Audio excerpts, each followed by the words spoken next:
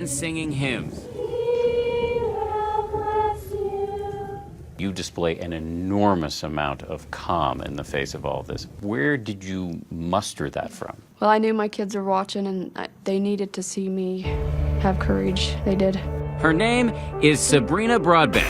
She is a former member of the FLDS, the Fundamentalist Church of Latter-day Saints, a church to which the people surrounding her van are still zealously devoted. And they were all bawling like someone passed away. Do you think it speaks to the level of fanaticism? Well, the thing to them, someone leaving the community, it's like death to them. So once they leave, they're cut off. They can never see those people again. This is a revelation from the Lord God of heaven. With the notorious leader of the FLDS, Warren Jeffs, behind bars, the church is now under siege. Caught in the middle are children, with one parent still in and the other now out. Tonight, we will follow 3 parents. I want my children now, all of them. All former members. This is human trafficking. On high-stakes, risky, and emotionally fraught missions to extract their kids from the grip of the FLDS. Oh, yes, I can, and I will. To protect them, they say, from a life of forced labor and forced marriages. Unlikely heroes who, despite years of indoctrination, are now summoning the courage to face down the church that once dominated their lives. Were you nervous? Were you scared? And I just pretended it was me and my kids. Like, I singled them out. Everything else, I didn't focus on anybody else. I'm like, they're not even there. By the end of our report tonight, some of these parents will be reunited with their children, and others will not.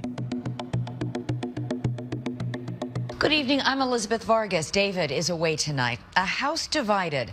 That polygamous FLDS sect now in crisis mode between the faithful and the defectors. And it culminates in that terrifying moment you just saw. A mother trying to reclaim the children she says the church has brainwashed against her. But tonight, what you have never seen, what happened before and after that standoff. So now, as we head into Mother's Day weekend, that mother and 2 other families speaking out only to 2020 about a bizarre world where even a Christmas present is seen as a sign of the devil. Once again, Dan Harris. When Sabrina Broadbent comes to pick up her 4 children, she is returning to what she considers the belly of the beast, the place where the darkest chapter of her life unfolded. There's so many followers out there that follow Warren. They're all for Warren. I don't like it. This is a community known as the Creek, an isolated, alternate universe set deep in the desert along the Utah-Arizona border. Here, the women wear prairie dresses, the men, at least the powerful ones, have multiple wives, and the homes have high walls and fences to keep out prying eyes. Sabrina defected from the FLDS back in 2008, and she now lives 200 miles away in Utah. Her children fell into the care of her ex-husband's sister. Her name is Samantha. Last month, Sabrina went to court seeking and winning full custody. I was on cloud 39. All this work up to this point to get my children and everything is just so I could show the judge I did not abandon my kids. I did not.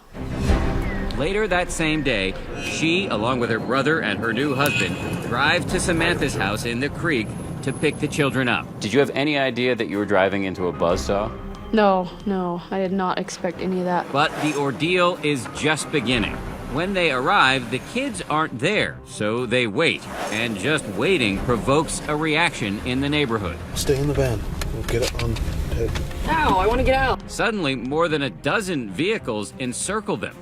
The private security force of the church known as the God Squad. Now they're backing up. The God Squad? That's them. Where's the God Squad again? I just got a bad feeling in my gut. I'm like, lock the doors. But you were spooked. I just got a bad feeling. It's well past midnight when a car containing Sabrina's children finally slips into the driveway. Okay, they showed up at 110. 110 for the record. Oh, they're hurrying. Slam the gate. Sunrise. All right, I'm gonna give the sheriff a call. I'm not even kidding. All the trailers are lit up. After spending the night in the van, Sabrina spots her 2 sons. There's Isaac. Yeah, my cute little son. Is that Rulin? My baby ruined. Well, let's walk up there and they're all gonna duck. Her two daughters are out of sight. The children are clearly keeping their distance. And when Sabrina goes to talk to her oldest, Isaac, who's 13, it doesn't go well. He has no desire to leave the only world he's ever known. I said, Isaac, come here, let me talk to you. And he's like, get away from me. Get away from me, you apostate. And he jumped the fence and ran. What does it do to you to have your son, your own son, talk to you like that? It was hard. I did not want him to see me cry. I didn't want them to see me weak. Samantha, the children's primary caretaker, seems to be stalling for time. She says, Warren is coming. He will deliver these children. He's coming. Do you think she actually believed that Warren Jeffs was going to break out of a prison Yeah. several states away and come and protect these kids? Yeah. Obey the prophet when he speaks, and you'll be blessed. Disobey him, it is death. Even though he's currently serving life in a prison in Texas for sexually assaulting two underage girls, including a 12-year-old he married, he is said to have ramped up the rigid discipline he demands of his followers. To watch a video, a movie, it is open disobedience. Testing their faith through increasingly strange and seemingly random rules. It's 8 o'clock, 14 hours into the standoff, and church members are coming out of the woodwork. And though they may be forbidden from watching videos from the outside world, they're apparently allowed to shoot their own. There's like 100 eyes on us right now. Now the reality starts to set in for Sabrina.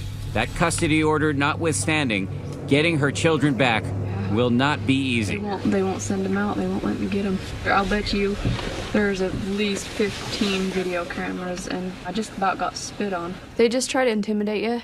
They all had cameras. They'd come right up to your face. They're obnoxious. The creek is not a welcoming place to outsiders. You back off! Back off! I have a right to worship any damn thing I want, wear any damn clothes I want. And he turned around as soon as we did, and now he's running on my tail. Drive into this community and you will almost certainly be tailed by the God Squad, the private church security team that had encircled Sabrina. Just ask you a quick question? Can I just ask you a quick question? No. Can I ask you just a quick question? Guess not.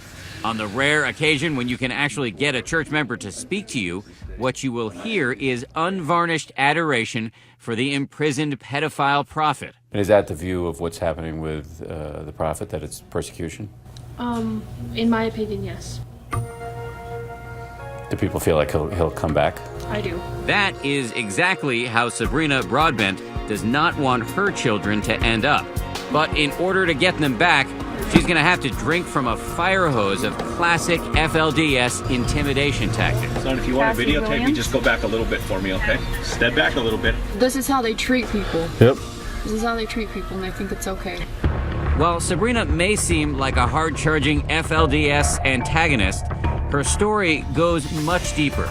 Not long ago, she was on the other side, a die-hard church member, prairie dress and all. When you grow up in it, that's all you know, That's all you know. All right. The wrenching story of how she left without her children.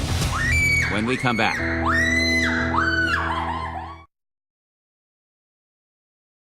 A House Divided continues. Once again, Dan Harris. 2006. Let's do it.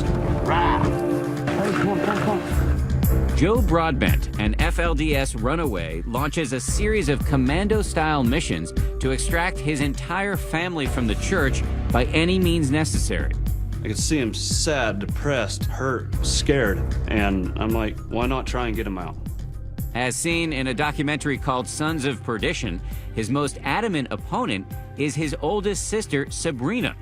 Yes, ironically, the same woman who would later find herself on the other side of this conflict was then a zealous defender of the church, here literally pulling on one of her sisters to prevent her from leaving. She's not going. You never stop praying and obeying. You never stop keeping sweet. When you grow up in it, that's all you know, That's all you know. So you thought Warren Jeffs was God's mouthpiece? Right. The Broadbent family tree is actually quite slender by FLDS standards. Sabrina was raised in a household with one father, just 2 wives, and 22 children. How old were you when you got married? I was 17. And was it somebody you wanted to marry, you got to pick, or? No, they're just assigned to you. Many a young lady gets married thinking her husband should submit to her will, but a woman's duty is to bless her husband. Sabrina knew from the recorded sermons of Warren Jeffs that the job of an FLDS wife is to obey her husband and bear children. And she did her duty, delivering 2 boys and 2 girls in rapid succession. Her brother Joe had a different duty, working without pay as a manual laborer. How old were you when you were first put to work? I was 10 years old. I started driving forklift when I was 12. In fact, I learned how to drive a forklift before a vehicle. So they're brought up working child labor. Sam Brower is a private investigator who's been looking into allegations of FLDS child abuse for more than a decade. Warren Jeffs has said if a child wants to play with a doll, give her a baby. If a boy wants to ride a bicycle, give him a shovel. Quit it, my hell. Get out of here. Driving around the creek, we found children at work everywhere, with shovels, building fences, running heavy equipment. Brower says his investigations uncovered FLDS organized child labor on an industrial scale at pecan orchards 20 miles away from the creek. His evidence has prompted an ongoing federal investigation opposed in court by lawyers for the FLDS. There were literally thousands of children in these orchards. And that's the horrible, sad bottom line, that these kids are a commodity and they're used to make money for the church. The schools would stop and we would all load up and go pick pecans. So they would shut down the school? They would shut down the schools. 9 years ago, at the age of 17, sick of a life of servitude, Joe escapes the church and heads straight to the devil's playground. I went to Las Vegas. I mean, that was Sin City. That was awesome. Absolutely loved it. He finds his new freedom to be a revelation, one he wants to share with the family he's left behind. I could see how the world was to me. You know, I wasn't hurt. I wasn't possessed. You know, the people out here are not evil. They're good people. You want to go? She's not going. But after that ugly moment we showed you, Sabrina trying to prevent him from rescuing other family members, Joe knows it will take something powerful to shake his older sister's faith. What finally does it is a bombshell dropped by her husband, Jake. He wanted to marry my little sister, and she was 14. Sabrina's husband wanted to marry... Wanted another wife, so... And he wanted to marry one of her little sisters? Mm-hmm. Who was 14? Yeah. Sabrina's husband is banished by Warren Jeffs, not because he wanted to bed his wife's 14-year-old sister, but because only the prophet can decide how many wives a man can have. Sabrina finds herself on the verge of being transferred into another marriage, perhaps with multiple wives. I'm going to be married off. I'll be the 2nd wife, 3rd wife, 4th wife, and I'm like, I don't want to be a damn concubine. So she calls Joe and other family members on the outside. They're like, we're coming to help you. You ready? They make a midnight run to a meeting spot in the desert outside the creek. 25-year-old Sabrina jumps into the car and races away to a new life on the outside. At first, freedom is exhilarating. She gets a new haircut. Does it look weird? I can't even dress anymore. Enjoys partying. All right. But she is also tormented by the fact that her husband's family is insisting on keeping the children. There was nothing I could do at that point because I didn't dare go up against the church or anything. Because the church is so powerful? Yeah. I never dared go up against it. I wanted to. Believe me, I wanted to. Cried myself to sleep many nights, months. Even drank myself to death sometimes. She would scream, she would cry because she missed her kids. She would lose her mind, pretty much. And it was sad to see. Sabrina is now 32 remarried, with a 3-year-old son, That's a good boy. and she has a career as a counselor for troubled youth. She has never lost touch with her first 4 children, still in the church. However, during a scheduled visitation this past Christmas, it becomes painfully obvious that her kids view her as an evil outsider. Can I open Isaac? Keep going? Okay. Here, refusing to accept her Christmas presents. They know that Christmas, gift-giving, toys, they all violate FLDS rules and mean a one-way ticket to hell. This estrangement becomes one of the big reasons why Sabrina finally musters the courage to fight for custody. The court order, a sweet vindication of her efforts. There's no tears. There wasn't. I was too happy to cry. And you got right in the car and went to go get them. Yeah, we did. Which brings us back to the standoff. They won't send him out. They won't let me get him. It's now noon. We're 18 hours into this thing, and as the crowd surrounds Sabrina's van with video cameras, it is becoming clearer and clearer to Sabrina that her kids are siding with the faithful. That's Isaac right there, the eldest. And this is Rulin, the younger boy. And here are daughters Sandra and Letitia. Had to lock the doors. Little people are throwing chickens in the van. At one point, the boys even try to put a calf in her van. I'm so sick of this. This is so uncalled for, so unnecessary. What do you think their fear was? Why did they so badly not want to go with you? Because they've been poisoned against me because I live out here. I'm an apostate. Have they been taught that you're evil? They called me the devil a few times. You're the devil, you know. You're going to hell. About 20 hours into the standoff, Sandra, on behalf of her siblings, delivers a handwritten contract pleading for future trips to the creek. We will only be in this house if you will sign this paper saying that we can have visitation with Samantha. I'm not going to sign anything. It's on my terms. The war for these FLDS children is at a stalemate. But across town, He wouldn't open the gate. another mother is fighting a similar battle on another front. I'm scared. She was once the queen of the FLDS castle.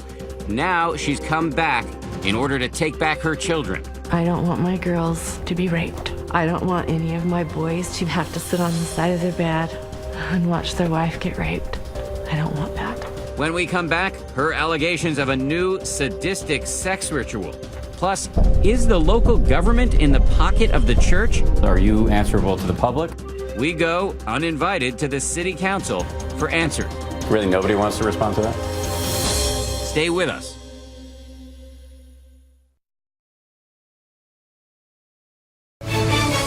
"2020 continues with Dan Harris.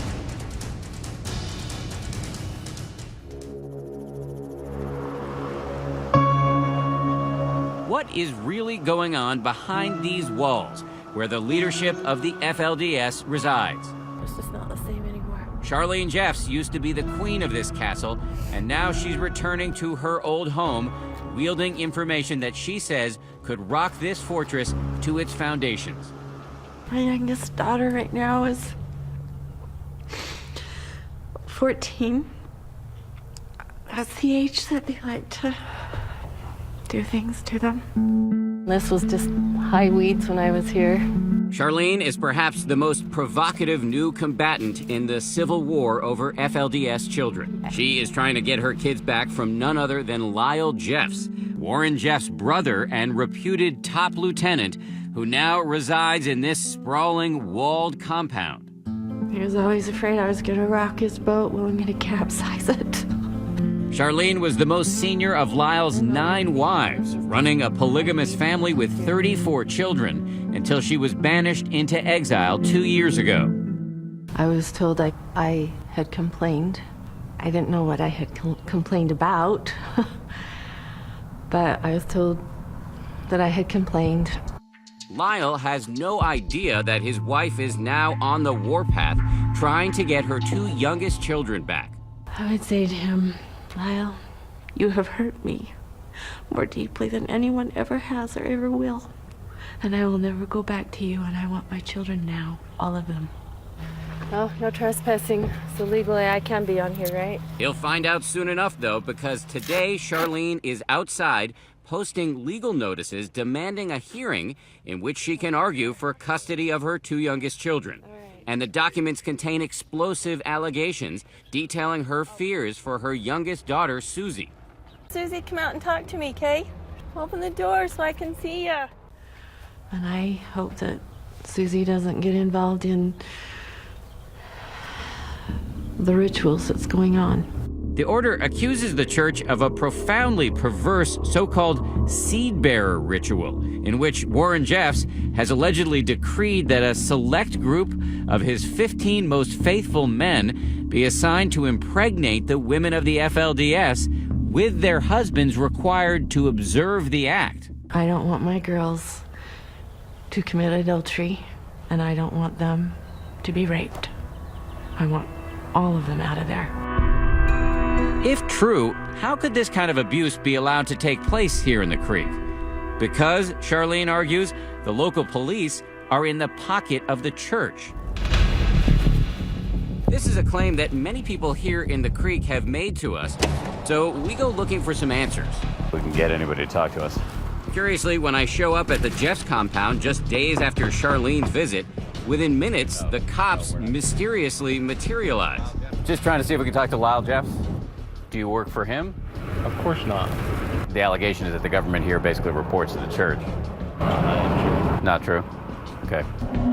But this man says otherwise. Helaman Barlow may have long hair and a goatee now, but he used to be the clean-cut chief marshal in the Creek. In fact, he once swatted our camera. Hey, would you mind putting the camera down? Okay? Would you mind putting the camera down, please? You pushed our camera. Oh, was that you guys with Flora? You remember that? I did. After quitting the force, he cut a deal and is now cooperating with the United States Justice Department, which accuses the entire city government here of being wholly controlled by the church, a charge local officials deny. Do the police here protect and serve the people or protect and serve the church primarily? My job was to protect the church. Protect the church? Yes. What you're describing is a straight-up theocracy. Yes, absolutely. This community's always been a theocracy. The former chief spoke to us while surrounded by his wife and friends, all former members. Did you live in fear that the prophet could actually take your family away from you? Oh, yeah. Absolutely. Yes, absolutely. With one phone call. Yep. So when you were asked sometimes to do things, is it the case that sometimes you would do things that you found repulsive because you thought, if I don't do this, I'll lose my family? Absolutely. Absolutely. We wanted to know what city officials had to say about these charges, so we went to City Hall. Hi, my name is Dan Harris. I'm from ABC News. We're looking to see if we can speak to the mayor or the city manager or the chief of the marshals. Nobody's in the office right now, just me. Just you? Okay. Where is everybody? They're off doing whatever they're doing. Town meeting, executive session, 6:30. I know what I'm doing tonight. Good evening. My name is Dan Harris. I'm from ABC News. The federal government has sued you, saying that you're essentially a wing of the FLDS church. How do you respond to that?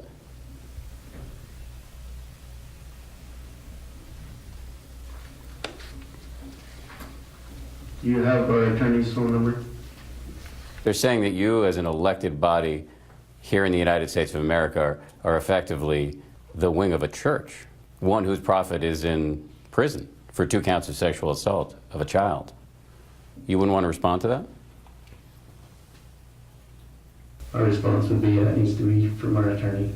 We were struck by how many of the council members share the same last names, a sign of how closely related everyone is here in the Creek. Is anybody here not a member of the FLDS?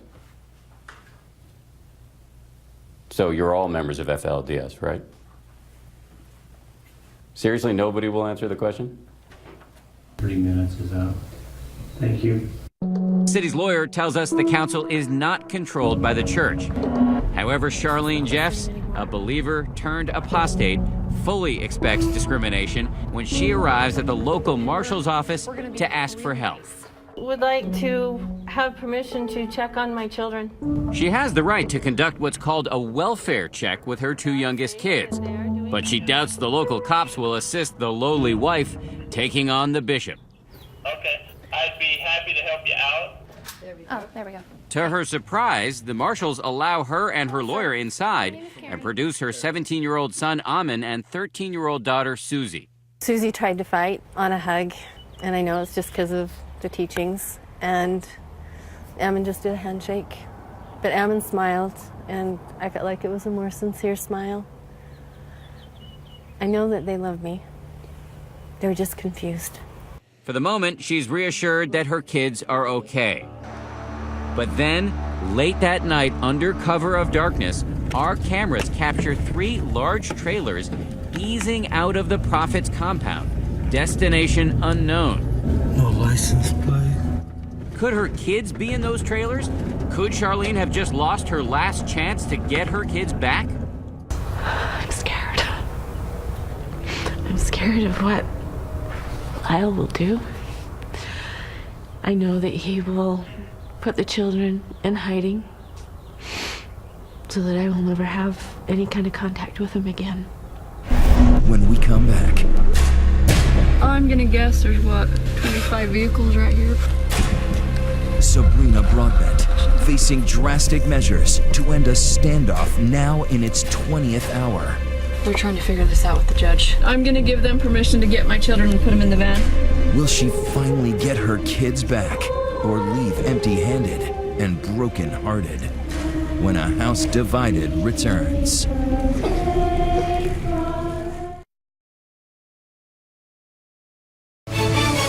"2020 continues with A House Divided."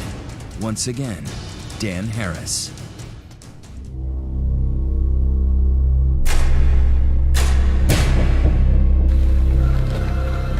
It's 20 hours into Sabrina Broadbent's standoff with the FLDS. She still doesn't have her children back, and she's finally had enough. They are waiting for me to give the to-go. We got a pickup order. She's called in law enforcement, the county sheriffs, who are not accused of being beholden to the church. And now she tells them it's time to use force if necessary to end this thing. Now what's going on with the cops? They're talking on the phone. What's going on? They're trying to figure this out with the judge. Oh, okay. Get this protection order, or this pickup order. I'm gonna give them permission to get my children and put them in the van. So here it goes. I'm sick of this. As if on cue, the FLDS women react. I started seeing them bring their suitcases out. I'm like, okay, here we go, here we go. 50 people trying to help the kids out. And the cop, one of the deputies, went up and says, "This is your last chance." We'll be down the road. Finally, escorted by their FLDS keepers, the children walk toward Sabrina's van, crying. That's her older boy Isaac there, covering his face. It seems like things might be looking up for Sabrina and her family. But wait, out of the blue, the tide turns. Scores of church members descend upon the mouth of the van. It's a sea of prairie dresses and updos. They're like, we're not forcing the children. They have to do it on their own. But they're so brainwashed, they wouldn't even step in the van. Sabrina's brother Joe, who's gotten so many of his family members out of the church, was right there. They're saying you're leaving with the devil. People in the crowd are weeping, praying. They begin singing an FLDS hymn.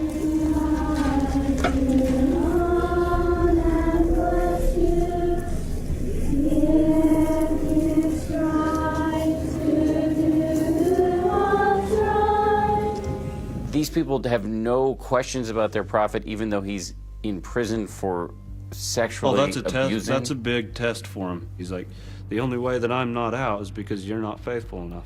He puts so much pressure on the people. They're fasting, they don't eat for 3 days at a time. And they pray and pray and pray for Warren to break out of prison. For a moment, Sabrina wavers. We were going on 2 hours of sleep. I couldn't eat. They're like, well, we can come back tomorrow. I'm like, no, we're doing this today. This is happening today. The sheriffs are slow to act here because they say they're worried this tense scene could explode into mob violence. But finally, a sheriff's deputy pokes his head around the corner of the van and says, time to go. At long last, the kids get in. The van pulls away with the followers of Warren Jeffs waving and weeping.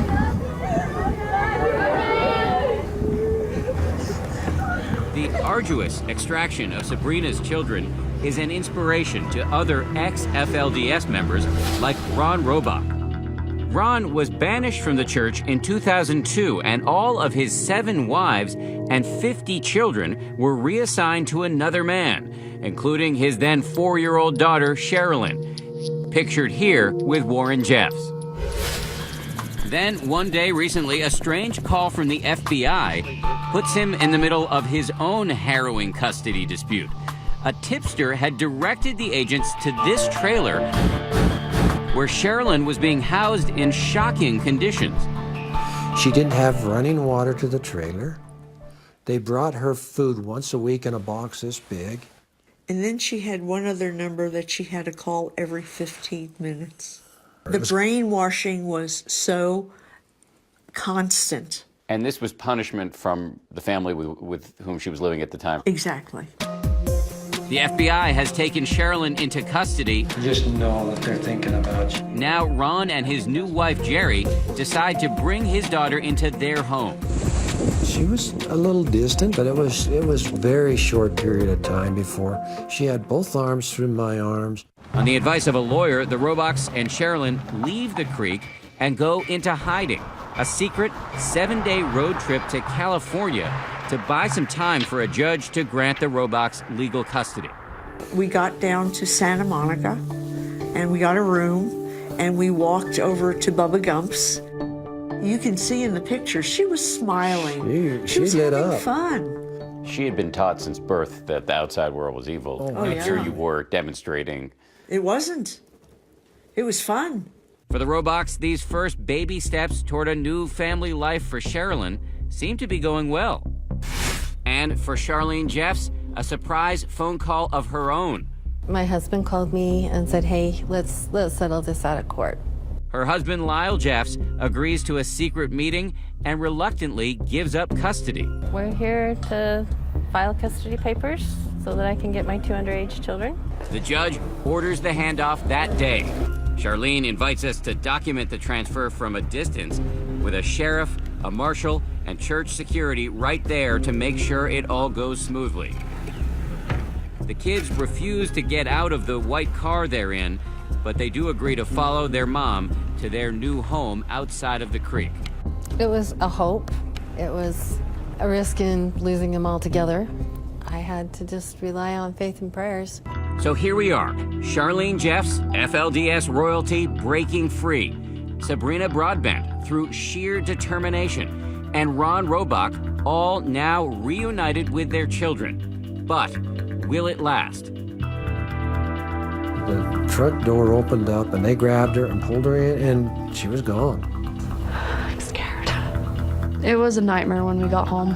What do you mean? Can she turn this ordeal into a happy ending? When we come back.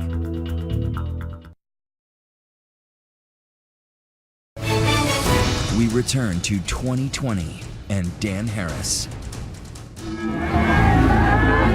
After a 22-hour standoff, Sabrina Broadbent departs the creek with her children, enjoying a moment of personal triumph. All I wanted to do was get the hell out of there. That's all I wanted to do. But it's only a moment. As soon as they drive away from the standoff and head up Highway 59 through the Red Rock mesas and mountains to her home in southern Utah, the road gets rocky.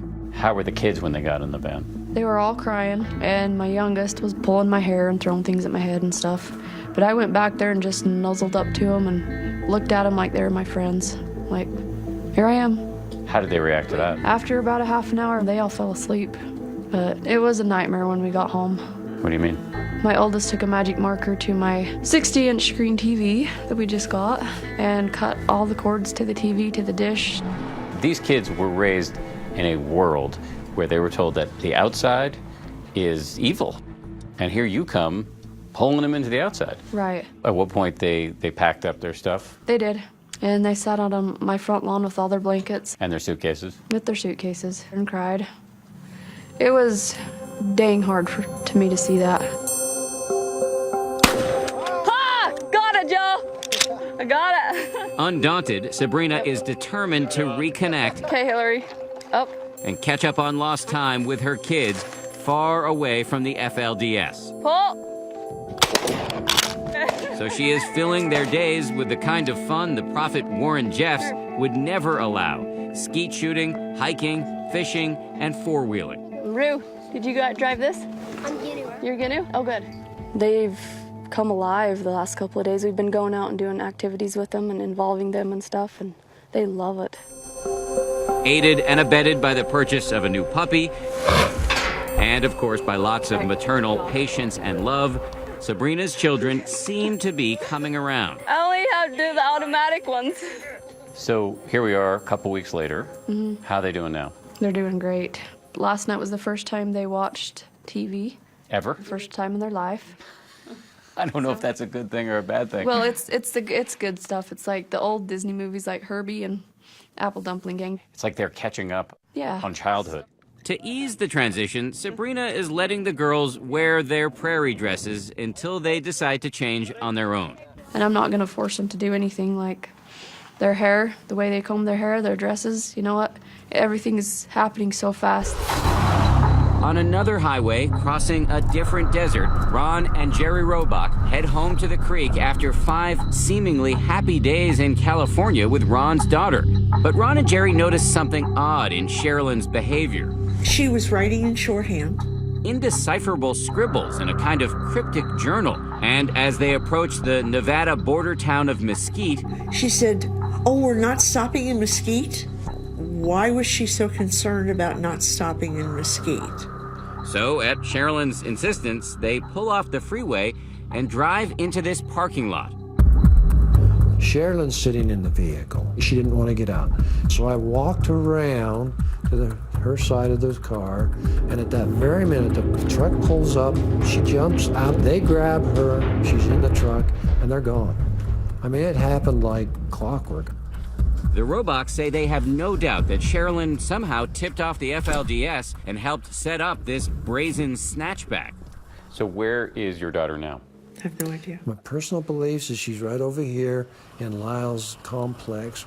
I helped build that property. You know how many secret hiding places there are in that place? They've got caverns within caverns in there. The resistance and the resources of the remaining FLDS hardcore membership raises some disturbing questions. Could they resort to violence as the leadership of this outlaw church loses its grip? The people who are left following him are following a madman who I don't believe has any hesitation at all in leading these people out in a blaze of glory. At the north end of town, a locked iron gate blocks the entrance to an abandoned man-made cave designed to protect the FLDS from the threat of a government raid. Today, it remains an ominous symbol of a sect that sees its survival as a mission from God.